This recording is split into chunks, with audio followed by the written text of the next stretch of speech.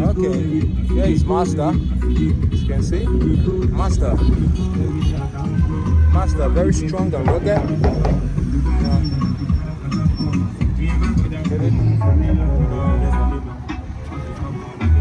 Got the tires, very strong and rugged. Okay.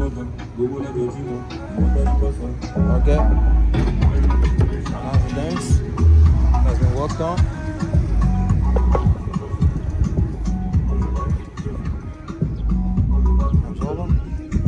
Inside with some rope set. See? Mazda.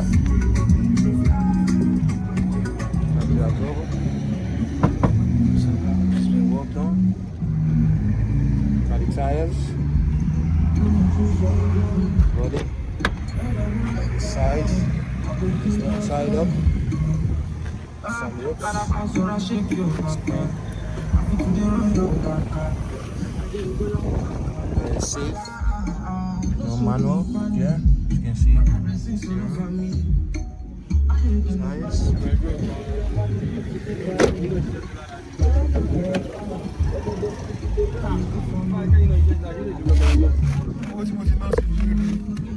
Check your move for it.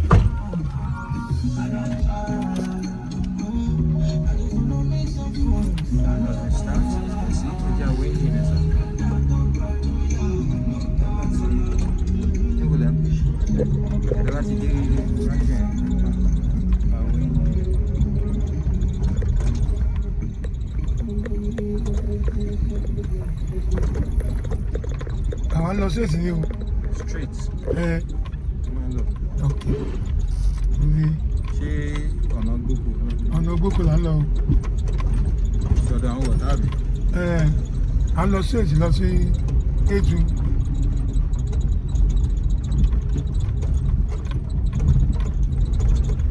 Ẹbí ẹjẹ́ ń sáré ṣe wo ẹ́ńjìn yẹn bí báyìí. Ẹ́ńjìn? Ó fẹ́ wo ẹ́ńjìn àbí? Sílẹ̀ Ó ṣe bọ́nẹ̀tì. Sílẹ̀ kò lọ́wọ́ wo. See, here's the engine.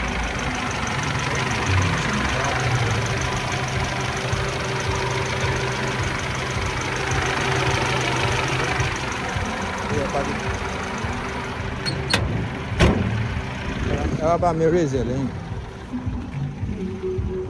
Raise? Velho.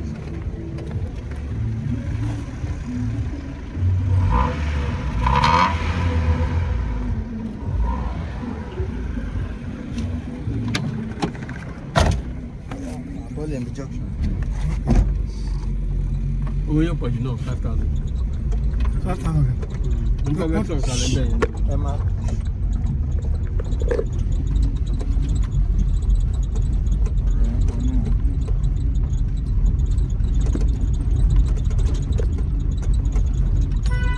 Kí ni kí n láì nípa rẹ̀? Ojú ọ̀nà máa sọ di ọjà ní gbogbo. Ó yẹ kó rí bẹ́ẹ̀. Àbẹ́ mọ̀? Ó yẹ kó rí bẹ́ẹ̀, ó máa jẹ́ kí àdúgbò yẹn wà Bẹ́ẹ̀ ni lórí kí ló kún kíákíá. Lọ́jà ní number one market. ìwé àwa wà dọ̀ọ̀. Adẹ́dàá ń gé kò sẹ́ni bọ̀dù. Àbí ilé kọjá bíbá yìí o, sọ́yìn láti sọ bẹ́ẹ̀ o. Graveyard ni. Bẹ́ẹ̀ ni, ọjọ́ ìjà nìkan ló Níbi ìjà nìkan ní fẹ́ jẹun ni. Níbi kan tá a ju ikọ̀mù lọ sí. Maka content.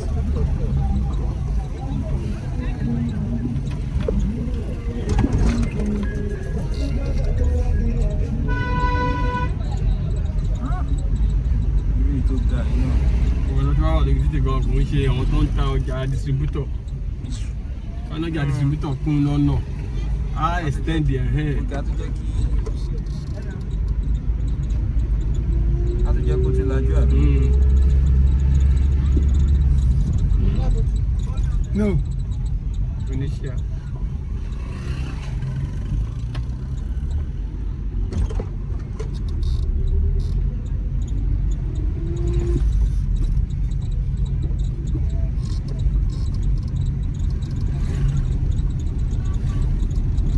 Ṣé ẹ ti dọ́dọ̀ wọ̀tá tẹ́lẹ̀?